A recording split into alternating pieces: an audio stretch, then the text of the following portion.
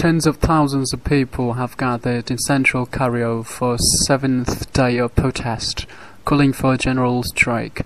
Police have been ordered back to the streets to position they abandoned on Friday, but it's not clear whether they are returning to central Cairo. The demonstrators are also planning a huge march to take place on Tuesday.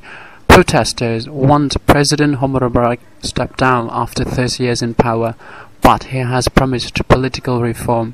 The president has ordered his new Prime Minister Abbas to push through the democratic reforms and create new jobs. Correspondents say all the signs continue to suggest that the only change the protesters will settle for Mr. Mubarak removal from the office. Protest of millions, but there were signs of disagreement within the opposition, with the largest group, the Muslim Brotherhood, appearing to go back on his endorsement of letting the figure Mohammed Abbasi as a negotiator with Mr. Mubarak. As demonstrations enter their seventh day, correspondents say there are at least 50,000 people on Tahrir Square in the center of the city. Where anywhere else, elsewhere, the streets are busy and things appear to be returning to normal, says the BBC's Tim Carrillo. There are plans for protests or millions of march on Tuesday. On Sunday, most of the crowd in Cairo Tahrir Liberation Square were unfazed by low-flying Air Force jets and a helicopter. Change is coming, promised Mr. Ali Rabat, Mr. Tang. He has addressed the crowds. Mr. Tonduk Tang and Nguyen Ngọc Thang has been mandated by opposition groups to negotiate with the regime, but a spokesman for the largest opposition group, the Muslim Brotherhood, appeared to reject this position.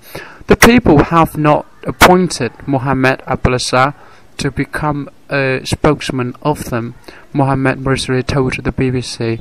Muslim Brotherhood is much stronger than Mohammed Abbasi as a person, and they do not agree to himself to become representing this movement, and the movement is represented by itself, and it will be come up with a committee to make delegations with any government. Thousands of rallies in Alexandria, and there were also sizable demonstrations in Marasara, and but with continuous reports of looting, the Interior Minister Halabrala announced Sunday that police would be back on the streets to restore order. Economic impact. The unrest is having an impact on the Egyptian economy beyond the closure of shops and businesses and the call for the general strike. And on Monday, New Zealand joined a growing list of countries warning their nationals not to travel to Egypt if they can avoid it, and the US, Japan and China are among states preparing to evacuate their citizens. Tourism is a vital sector in the Egyptian economy, accounting for about 5 or 6% of GDP. Meanwhile, the Japanese car maker Nissan has announced that it is halting production at its Egypt plant for a week, and it has urged non-Egyptian employees to leave the country. Global markets are also likely to react.